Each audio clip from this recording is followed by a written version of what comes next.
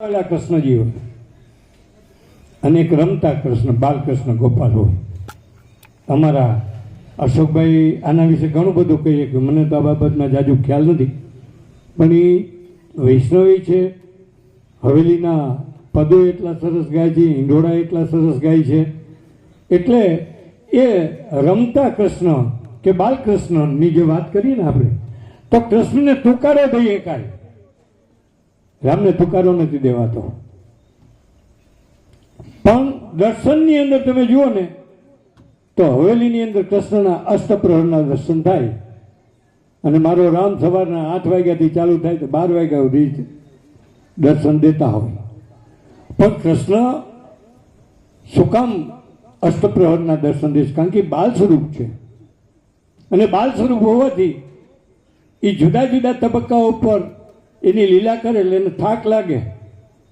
અરે રામ તો ઊભા એટલે ઊભા, એને કાંઈ થાક ન લાગે. હા, અને ઈશ્વરે પણ કેવી ઘટમાળ કરી છે.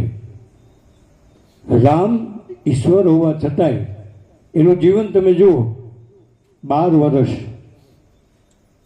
12 વર્ષ ના કે 14 વર્ષ, 2 વર્ષ આ લોકો તરફથી, એટલે 14 વર્ષ સુધી રામે વનવાસ ભોગવ્યો. એની ઘણી બધી કથાઓ છે. શ્રવણના મા બાપનો શાપ જે છે એની ઘણી બધી વાત છે, એ અત્યારે આપણે કરી શકાય એમ નથી. પણ એ રામ અને કૃષ્ણનો આટલો ફેર છે.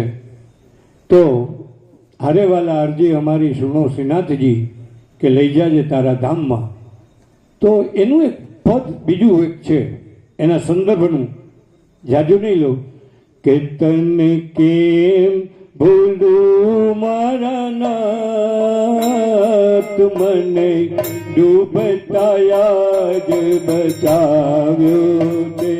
તને કેમ ભૂલું મારા નાથ, મને ડૂબતા યાદ બચાવ્યો તે.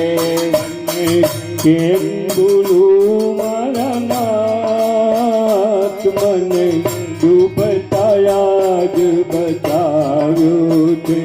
તને કેમ ભૂલું મારા નાથ, મને ડૂબતા યાદ બચાવ્યો છે. તારા ધૂળી લગાવા કાજે માનવ મને બનાવ્યો છે. તારા ગુણ લગાવા તારે માનવ મને બનાવ્યો છે. બીજી પંક્તિમાં બહુ સરસ મજાની વાત છે.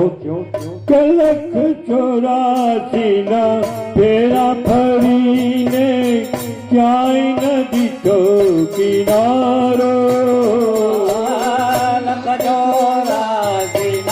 પેલા ફરીને ક્યાંય નદી તો કિનારો. બળતા જળતા આખડતા મેં, બળતા જળતા આખડતા મેં, બળતા જળતા આખડતા મેં, બળતા જળતા આખડતા મેં. દીઠા જીવ હજારો, જીવતી નજારો. તને કેમ ભૂલું મારા નાથ, મને ડૂબતા યાદ બચાવ્યો છે. તને કેમ ભૂલું મારા નાથ, મને ડૂબતા યાદ બચાવ્યો છે. અને જેને ડૂબતા બચાવ્યો હોય ને એને આપણે યાદ કરવા જોઈએ. અમારા શૈલેષભાઈ ભુક્તાણી રજૂ કરશે, બોલો ગોવિંદ માધવ ગિરધારી. આવો શૈલેષભાઈ.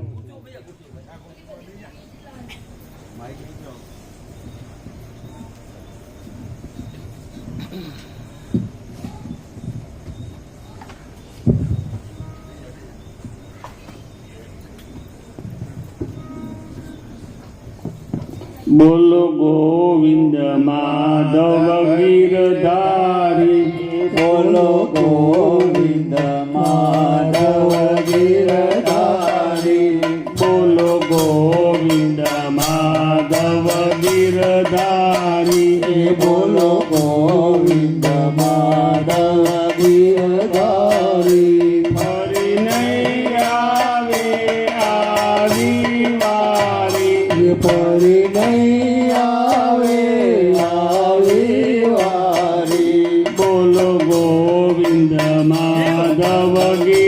ગિરધારી હે બોલો ગોવિંદ માધવ ગિરધારી ધન ધન નાચ કરમાં પડતા હે ધન ધન નાચ કરમાં પડતા છૂટવાની નહીં રહે બારી હે રામ છૂટવાની નહીં રે બારી બોલો ગોવિંદ માધવ ગિરધારી હે બોલો ગોવિંદ માધવ ગિરધારી દ્રશ્ય પદાર્થો નાશ થવાના હે દ્રશ્ય પદાર્થો નાશ થવાના છોડી દ્યો ખોટી યારી હે રામ છોડી દો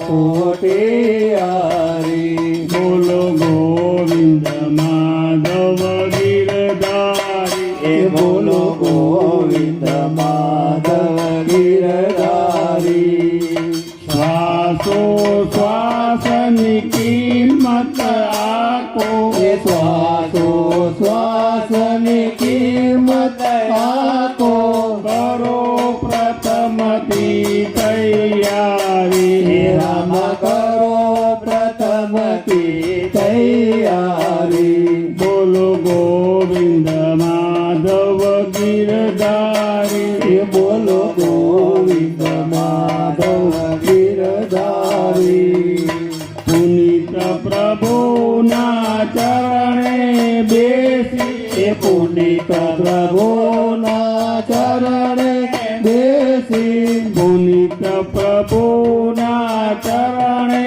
બેસી હે પુનિત પ્રભુના ચરણે બેસી જન્મ મરણ લ્યો ઉધારી હે રામ જન્મ મરણ લો સુધારી બોલો ગોવિંદ માધવ ગિરધારી હે બોલો ગોવિંદ માધવ ગિરધારી મહારાજની જય.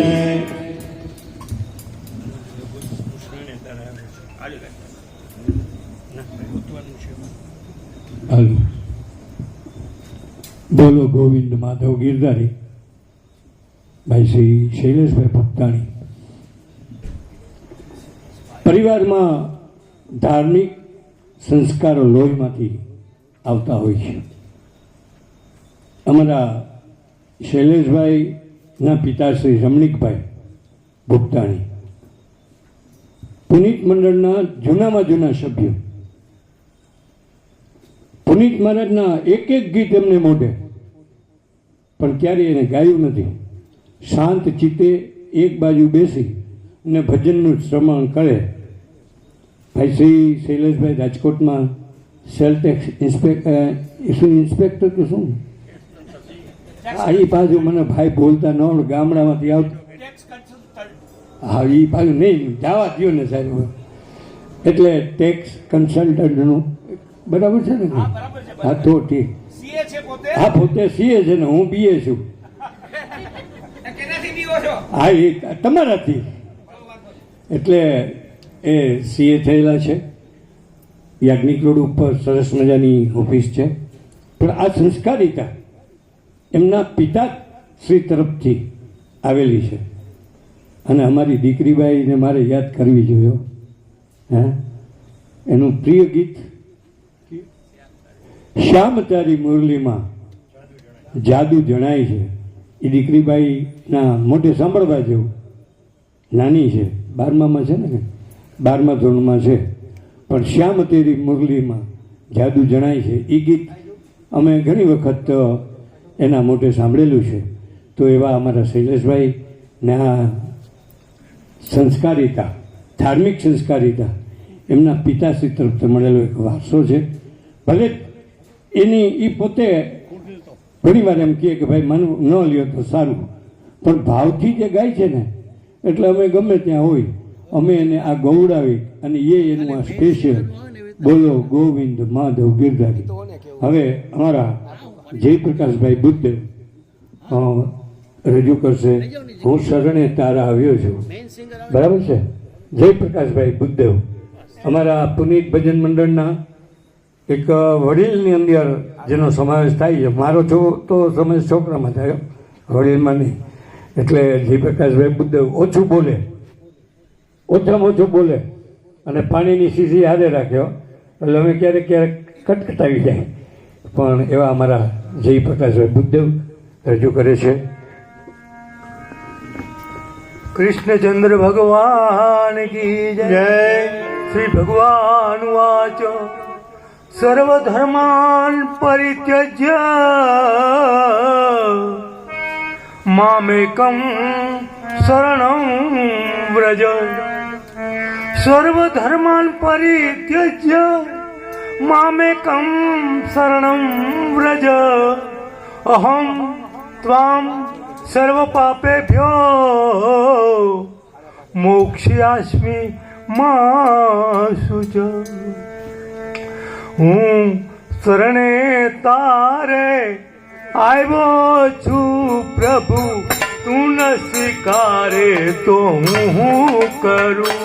હું શરણે તારે આવ્યો છું પ્રભુ, તું ન સ્વીકારે તો હું કરું. હું શરણે અરજી લાવ્યો છું પ્રભુ, તું ન સ્વીકારે તો હું કરું. હું શરણે અરજી લાવ્યો છું પ્રભુ, તું ન સ્વીકારે તો હું કરું. હું જન્મ જન્મનો અપરાધી, વળી મનના તનમાં છે વ્યાધિ. હું જન્મ જન્મનો અપરાધી, વળી તનમાં છે વ્યાધિ. હું જન્મ જન્મનો અપરાધી, વળી મનમાં તનમાં છે વ્યાધિ. હું જન્મ જન્મનો અપરાધી, વળી મનમાં તનમાં છે વ્યાધિ. હું દર્દી, હું તો દર્દી થઈને આવ્યો છું પ્રભુ, તું ન મટાડે તો હું કરું. હું દર્દી થઈને આવ્યો છું પ્રભુ, તું ન મટાડે તો હું શું કરું. મારી ચારે બાજુ છે આંધી, મારો તાર તૂટેલો દેહાંધી.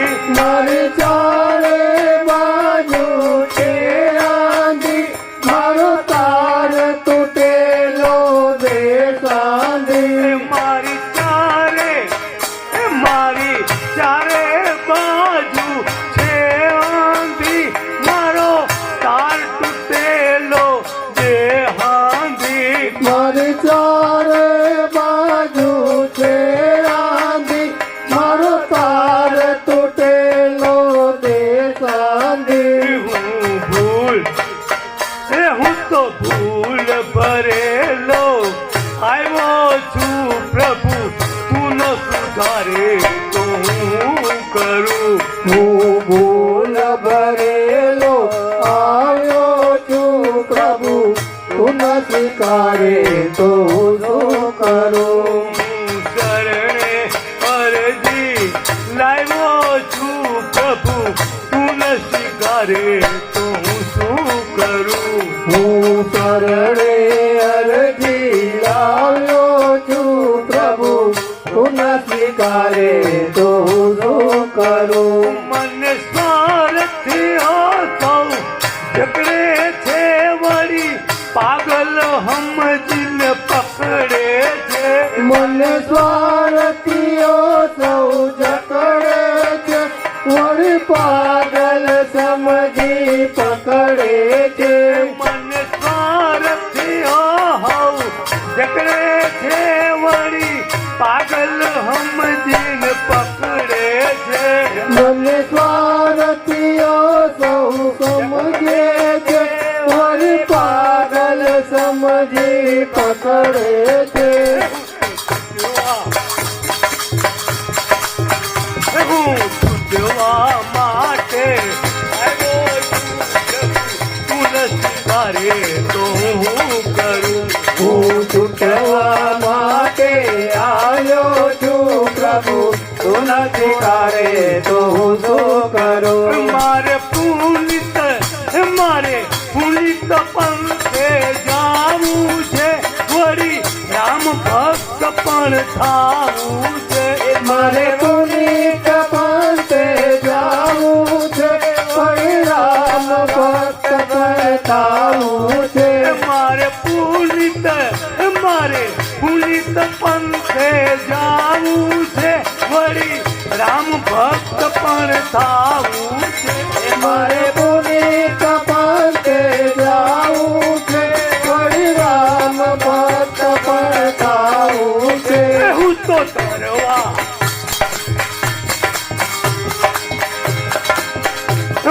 તરવા માટે આવ્યો છું પ્રભુ, તું ન તરાવે તો હું કરું. હું તરવા માટે આવ્યો છું પ્રભુ, તું ન કરાવે તો હું શું કરું. હું તરવા માટે આવ્યો છું પ્રભુ, તું ન તરાવે તો હું શું કરું. હું તરવા માટે આવ્યો છું પ્રભુ, તું ન કરાવે તો હું શું કરું. હું શરણે તારે આવ્યો છું પ્રભુ, તું ન સ્વીકારે તો હું શું કરું. હું શરણે તારે આવ્યો છું પ્રભુ, તું ન સ્વીકારે તો હું શું કરું. વિરાજ ધરણ કી જય. હું શરણે તારે આવ્યો છું પ્રભુ, તું ના સ્વીકારે તો હું શું કરું. એક એક રચનાઓ પુનિત મહારાજે લખી છે.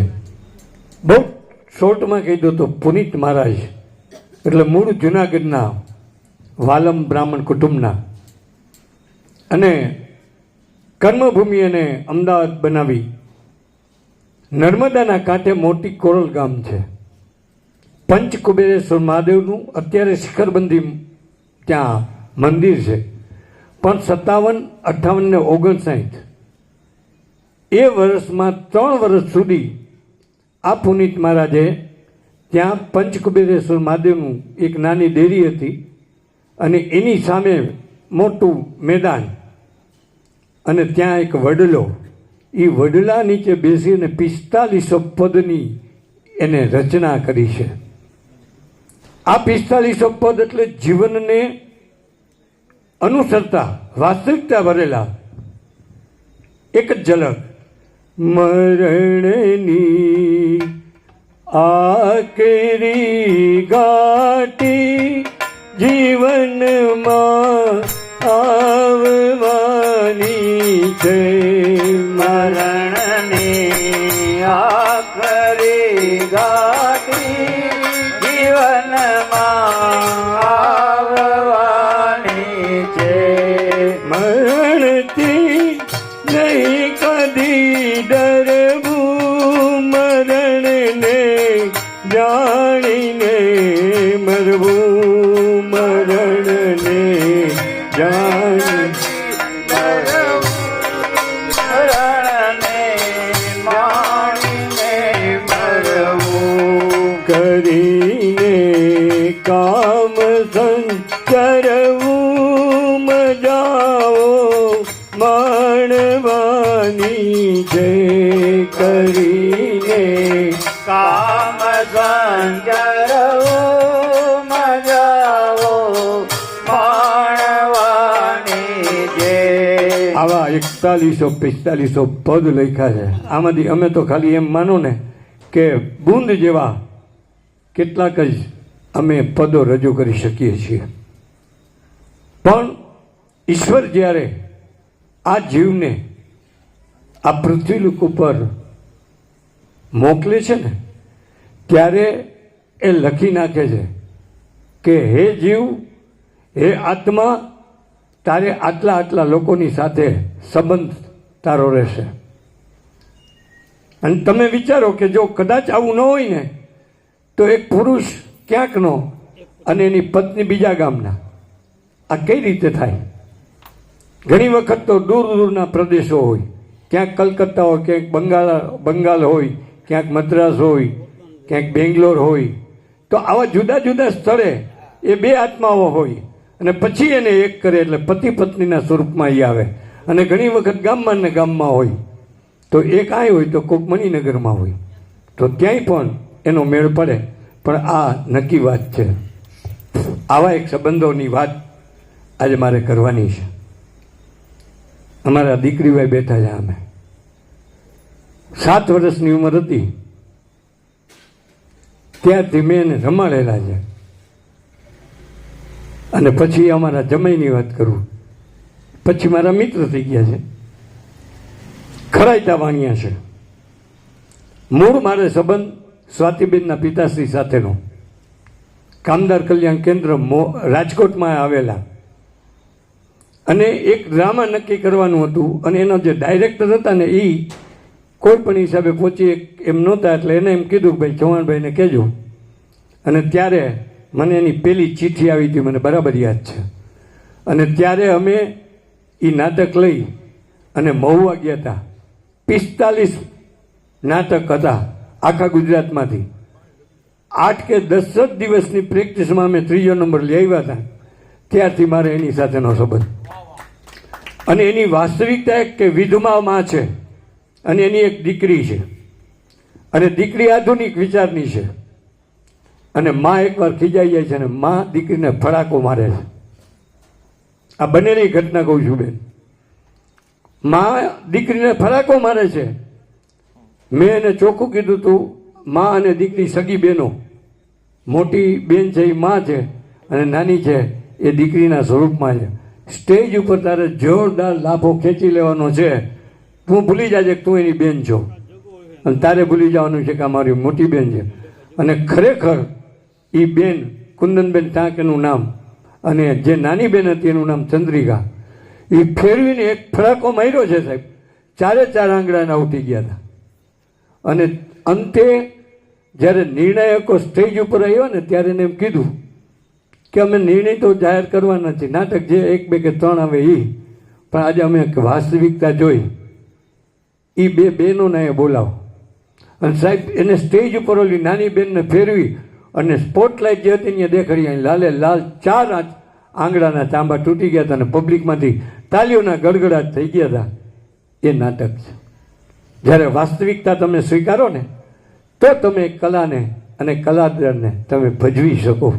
તો આ બધી વાતો જે છે એ બચુભાઈ શાહે મને ત્યારથી ઉજાગર કર્યો અને ત્યારથી ઘણા બધા સંપર્કમાં આવ્યા. અને અત્યારે તો અમે એની દીકરીની સાથે ને જમાઈની સાથે તો સંબંધ હોય જ, પણ હવે તો અમારા પિયર પક્ષ સાથે ઘર જેવો સંબંધ થઈ ગયો છે.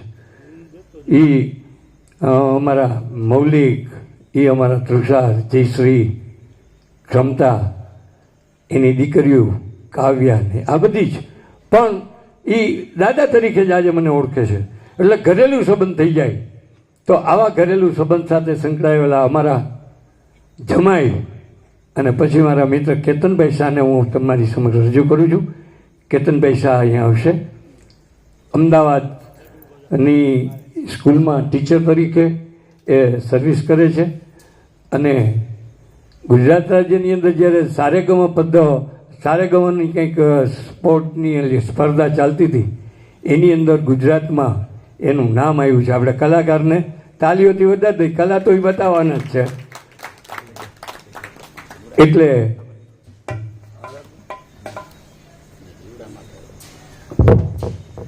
એટલે ભાઈ શ્રી કેતનભાઈ શાહ ને હું રજૂ કરું છું. શબ્દો સાંભળવા જેવા છે કે માણસ જેવો માણસ અને પછી શું થાય છે એની સરસ મજાની વાતો એ આ ગીતમાં રજૂ કરશે કેતનભાઈ શાહ.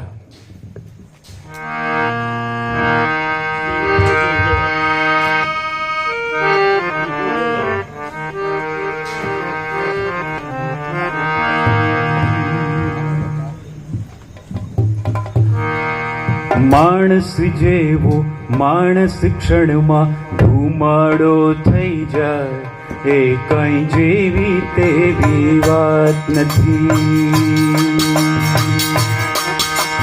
માણસ જેવો માણસ ક્ષણમાં ધુમાડો થઈ જાય એ કઈ જેવી તેવી વાત નથી. ઘર ઘર રમતા પળમાં કોઈ પૂર્વજ થઈ પૂજા એ કઈ જેવી તેવી વાત નથી. ઘર ઘર રમતા પળમાં કોઈ પૂર્વજ થઈ પૂજા એ કઈ જેવી તેવી વાત નથી. એ કઈ જેવી તેવી વાત નથી. એ કઈ જેવી તેવી વાત નથી. માણસ જેવો માણસ ક્ષણમાં ધુમાડો થઈ જાય એ કઈ જેવી તેવી વાત નથી. વીતી પડના પડછાયાને પકડી રાખે પ્રેમ, કાચ નદીને પેલે કાંઠે કંકુ કંકણ પ્રેમ. વીતી પડના પડછાયાને પકડી રાખે પ્રેમ, કાચ નદીને પેલે કાંઠે કંકુ કંકણ પ્રેમ. તારી ક્રિયાને કોઈ પાને સૂરજ અટકી જાય એ કઈ જેવી તેવી વાત નથી. તારી ક્રિયાને કોઈ પાને સૂરજ અટકી જાય એ કઈ જેવી તેવી વાત નથી. જેવી તેવી વાત નથી. એ કઈ જેવી તેવી વાત નથી. માણસ જેવો માણસ ક્ષણમાં ધુમાડો થઈ જાય એ કઈ જેવી તેવી વાત નથી.